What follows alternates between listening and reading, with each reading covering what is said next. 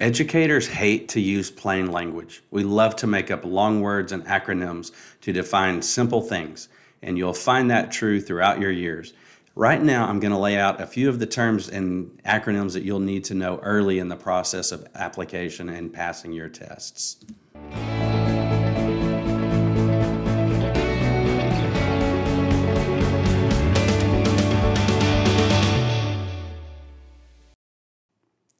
So first, there's just some common terms, there's some vocabulary you need to know for this process. This by no means covers everything you'll need to know as you teach. But for the application and passing your content test and getting hired, there's some words you need to know. One of them is area of certification.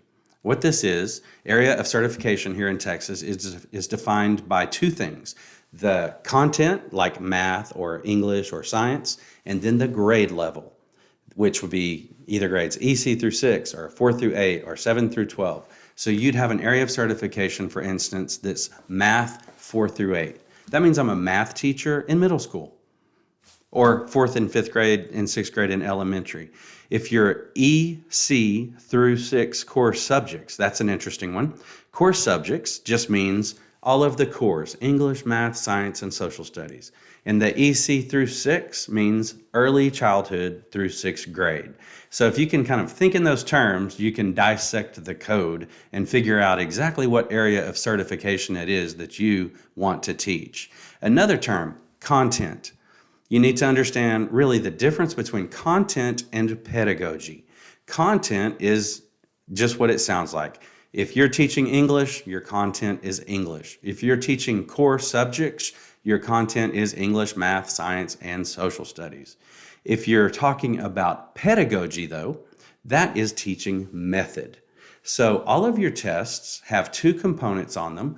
The content, in other words, you need to know how to work the math problems, and then the pedagogy. You need to understand how to teach a student to work the math problems. And the teaching part we help you with. Next term is certificate. There's all kinds of teaching certificates, and as soon as you are teaching, you're on one of them. So you're teaching in your first year as a certified teacher. It's a little misleading because we call that an intern certificate, even though you're working, you're being paid. It's not an internship, but we call it an intern certificate. That just means the first year certificate that I'm going to be on to teach for that first term. Then after your intern certificate, you earn a standard certificate. This is the great prize. Your standard certificate means that you're finished with the program. This is what all teachers in Texas eventually hold. Finally, you need to understand the difference between test prep and coursework. We have a lot of people who think that because we put them in a test review, that they're working on their coursework. And that's confusing. You're actually just preparing for a test. You're not earning credit for that time. Once you pass your content exams, then you start your coursework, and that's going to be a whole different animal. Now for the acronyms and abbreviations. These are really, really fun. These are all over the board, so don't think that this is going to be, lead from one thing and make sense to the next. It's just general acronyms you need to know. PPR. PPR is the Pedagogy and Professional Responsibilities exam. So people will say, you got to take your PPR. And you're like, yeah, I'm going to take that later. It's my Pedagogy and Professional Responsibilities exam. ECAP will fully prepare you for this test during your first year of teaching. Do not worry about it early in the process. Texas exam, but they misspell it. It's TEXES exam. Texas exam is really confusing because it is an umbrella of dozens of tests. So if someone says you need to go take your Texas exam, you need to say, well, which one?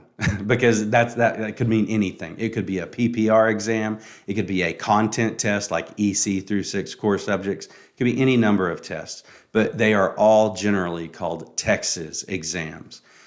PACT test, PACT exam.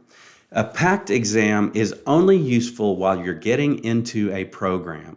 Once you're in a program, you should not be taking these. We do have people mistakenly take the PACT test thinking they're taking a Texas exam because they give them the same titles.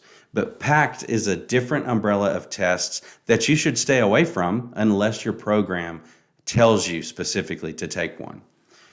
SOE, Statement of Eligibility. The Statement of Eligibility is what I call the I'm hireable form. It's the form we give you after you pass all your tests and you're ready to look for a job. You're going to hand this form to your schools so that they know you have a program that has declared you hireable.